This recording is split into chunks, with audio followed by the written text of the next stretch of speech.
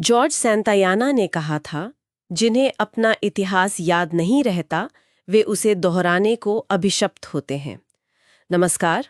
आज हम पूर्वोत्तर भारत के ऐतिहासिक संदर्भ की गहराई में उतर रहे हैं।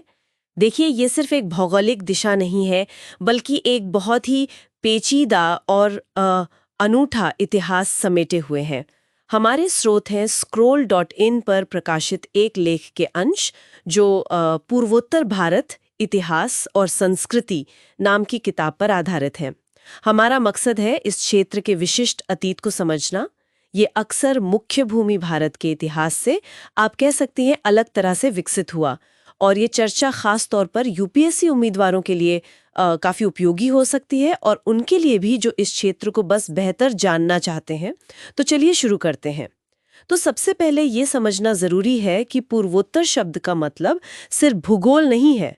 मतलब ये उन खास इतिहासों और संस्कृतियों का प्रतीक है जो गंगा के मैदान से अलग पनपिए। आज के जो 7 राज्य हैं, अरुणाचल प्रदेश, असम, मणिपुर, मेघालय, मिजोरम, नागालैंड, त्रिपुरा, ऐतिहासिक रूप से देखें तो ज़्यादातर उस विशाल क्षेत्र का हिस्सा थे जिसे असम या प्राचीन काल में कामरूप कहा जाता था। जी हाँ, बिल्कुल। और 13वीं सदी में जब कामरूप का पतन हुआ तो उसके बाद तस्वीर काफ़ी बदल गई। बंगाल से तुर्क अफगानों का और ऊपरी बर्मा से अहोमों का आगमन हुआ। और दिलचस्प बात यह है कि अंग्रेज़ों के आने तक, मतलब लगभग 18वीं 19वीं सदी तक, यहाँ कोई एक केंद्रीय सत्ता नहीं बन पाई। शक्ति कई हिस्सों में बटी हुई थी। अलग अलग जनजातीय राज्य थे और साथ ही गैर जनजातीय हथियारबंद जमींदार भी थे, जिन्हें भूइयां या भौमिक कहा जाता था। ये असल में उत्तर भारत से आए प्रवासी जमींदार थे, जिनके पास खास प्रशासनिक और सैन्य हुनर थे।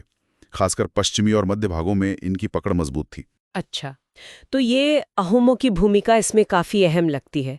उनके आने से इस क्षेत्र पर क्या असर पड़ा? उनकी शासन प्रणाली और विस्तार के बारे में थोड़ा और बताएं। हाँ, देखिए, अहोम अपने साथ हल से खेती करने की तकनीक लाए और उन्होंने गीले चावल की खेती को काफी बढ़ावा दिया। धीरे धीरे उन्होंने स्थानीय जनजातीय गांवों पर अपना नियंत्रण स्थापित किया। उनकी शासन प्रणाली में राजा तो शाही खानदान से होता था, लेकिन एक बड़े कुलीनों की परिषद होती थी जो उसे हटा भी सकती थी। ये पूरी व्यवस्था निष्ठा और सेवा पर आधारित थी। उन्होंने चुटिया और कछारी जैसी दूसरी शक्तियों को या तो अपने अधीन कर लिया या फिर उन्हें पीछे धकेल दिया। और दिलचस्प बात यह है कि उन्होंने पश्चिम की ओर विस्तार किया, जो अक्सर भुइयां की जमीन पर हुआ।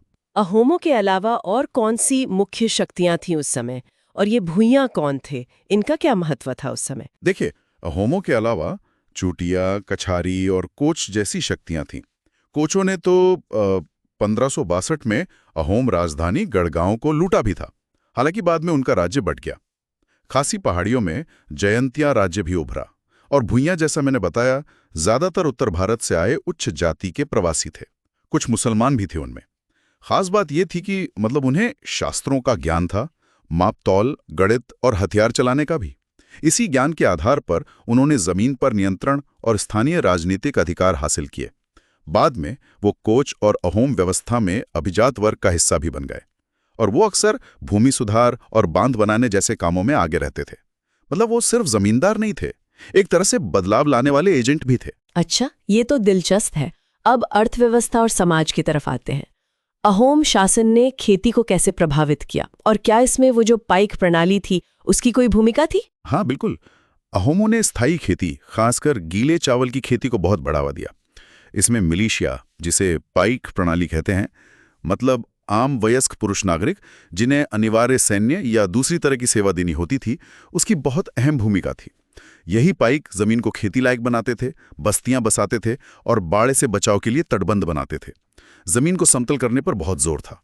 17वीं सदी के एक पर्यवेक्षक ने लिखा भी है कि अहोमों के खेत इतने समतल होते थे कि क्षितिज तक कोई ऊंचाई नजर नहीं आती थी। तो ये दिखाता है कि राज्य कैसे सीधे तौर पर कृषि विस्तार और बुनियादी ढांचे के निर्माण से जुड़ा था, जो कि मुख्य भूमि की व्यवस्थाओं से काफी अलग था। तो ये पाइक प्रणाली सिर्फ खेती तक ही सीमित नहीं थी, और वो जो 16वीं सदी का वैष्णव आंदोलन था, क्या उसका इस पर कोई असर पड़ा? सही कहा। पाइक प्रणाली सैन्य और नागरिक दोनों तरह की सेवाओं के लिए थी। जहां तक वैष्णव आंदोलन की बात है, तो 16वीं सदी में ये बहुत तेजी से फैला और करीब 1000 मठ या सत्र स्थापित हो गए। इन सत्रों ने भी भूमि सुधार में भूमिका निभाई।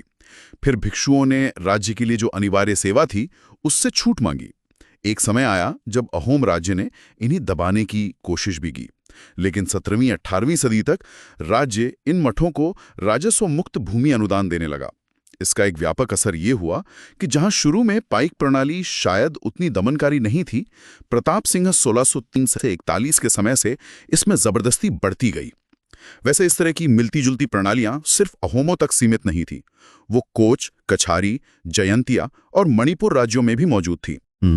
तो इन सब बातों से जो तस्वीर उभरती है वो ये है कि पूर्वोत्तर का इतिहास वाकई बहुत जटिल और बहुस्तरीय रहा है। यहाँ अलग अलग जनजातीय और गैर जनजातीय समूहों के बीच लगातार संपर्क और संघर्ष चलता रहा।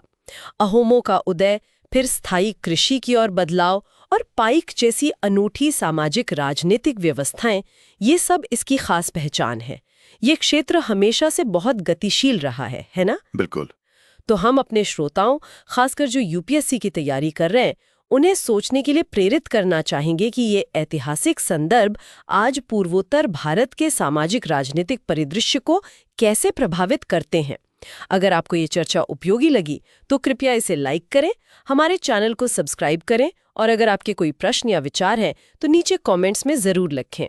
और जाते जाते एक विचारोत्तेजक प्रश्न छोड़ जाता हूं। इन ऐतिहासिक शक्ति समीकरणों, भूमि संबंधों और पहचानों की समझ पूर्वोत्तर में आज के जो मुद्दे हैं, जैसे स्वायत्तता की मांग है, भूमि अधिकार के विवाद हैं या अंतर सामुदायिक संबंध हैं, उनको समझने में किस तरह मददगार हो सकती है?